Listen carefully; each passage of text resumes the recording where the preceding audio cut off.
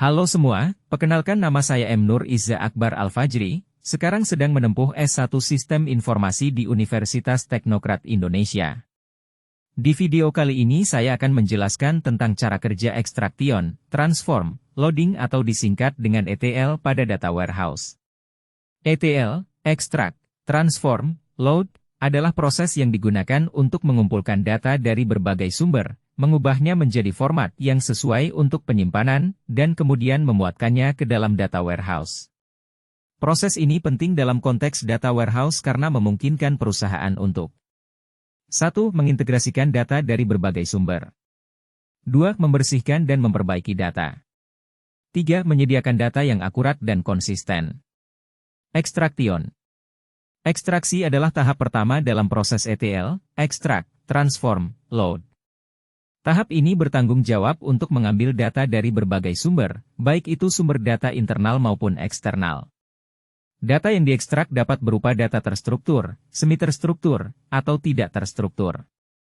Data terstruktur adalah data yang disimpan dalam format yang teratur, seperti tabel dalam basis data. Data semi-terstruktur adalah data yang disimpan dalam format yang tidak teratur, tetapi masih memiliki pola tertentu, seperti dokumen teks atau file XML. Data tidak terstruktur adalah data yang tidak memiliki pola tertentu, seperti data sensor atau data media sosial. Ada berbagai metode yang dapat digunakan untuk mengekstrak data dari berbagai sumber. Berikut adalah beberapa contoh seperti SQL Queries digunakan untuk mengekstrak data dari basis data. SQL adalah bahasa pemrograman yang digunakan untuk mengakses dan memanipulasi data dalam basis data. API Charts digunakan untuk mengekstrak data dari layanan web. API adalah kumpulan fungsi yang disediakan oleh layanan web untuk mengakses data atau layanannya. Web scraping digunakan untuk mengekstrak data dari halaman web. Web scraping adalah proses pengambilan data dari halaman web secara otomatis. Data mining digunakan untuk mengekstrak data dari sumber data yang tidak terstruktur. Data mining adalah proses analisis data secara otomatis untuk menemukan pola dan tren. Berikut adalah beberapa contoh bagaimana data diambil dari berbagai sumber. Ekstraksi data dari basis data. Untuk mengekstrak data dari basis data, kita dapat menggunakan SQL Queries. Misalnya, untuk mengekstrak data penjualan dari basis data. Ekstraksi data dari layanan web. Untuk mengekstrak data dari layanan web, kita dapat menggunakan API Charts. Misalnya, untuk mengekstrak data cuaca dari layanan web OpenWeatherMap. Ekstraksi data dari halaman web. Untuk mengekstrak data dari halaman web, kita dapat menggunakan web scraping. Misalnya, untuk mengekstrak data harga saham dari halaman web Yahoo Finance. Ekstraksi data dari sumber data yang tidak terstruktur. Untuk mengekstrak data dari sumber data yang tidak terstruktur, kita dapat menggunakan data mining. Misalnya, untuk mengekstrak data demografi dari data media sosial, kita dapat menggunakan metode clustering. Metode clustering akan membagi data menjadi kelompok-kelompok berdasarkan kesamaannya. Transform. Proses transformasi data adalah proses mengubah data dari bentuk aslinya ke bentuk yang diinginkan. Tujuan transformasi data adalah untuk memperbaiki kualitas data, mempermudah analisis data, dan memenuhi persyaratan tertentu. Transformasi data dapat dilakukan dengan berbagai cara, tergantung pada tujuan yang ingin dicapai. Beberapa jenis transformasi data yang umum digunakan adalah pembersihan data adalah proses untuk menghilangkan data yang salah, tidak lengkap, atau tidak relevan. Misalnya, pembersihan data dapat dilakukan untuk menghapus data duplikat, memperbaiki kesalahan ketik, atau mengisi data yang kosong. Normalisasi data adalah proses untuk mengubah data agar memiliki bentuk yang seragam. Misalnya, normalisasi data dapat dilakukan untuk mengubah data teks menjadi angka, atau mengubah data tanggal menjadi format yang standar. Transformasi data lainnya dapat berupa transformasi yang lebih spesifik, seperti transformasi statistik, transformasi geometris, atau transformasi bahasa. Contoh kasus pembersihan data. Sebuah perusahaan memiliki data penjualan yang berisi informasi tentang produk, harga, dan jumlah yang terjual. Data tersebut berisi beberapa kesalahan ketik, seperti harga yang salah ditulis atau jumlah yang terjual yang tidak lengkap. Perusahaan tersebut perlu membersihkan data tersebut sebelum melakukan analisis penjualan dengan cara 1.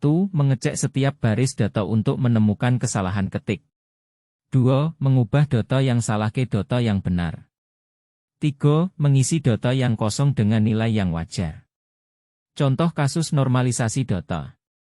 Sebuah lembaga penelitian memiliki data tentang hasil penelitian yang dilakukan oleh para penelitinya. Data tersebut berisi informasi tentang judul penelitian, nama peneliti, tahun penelitian, dan hasil penelitian.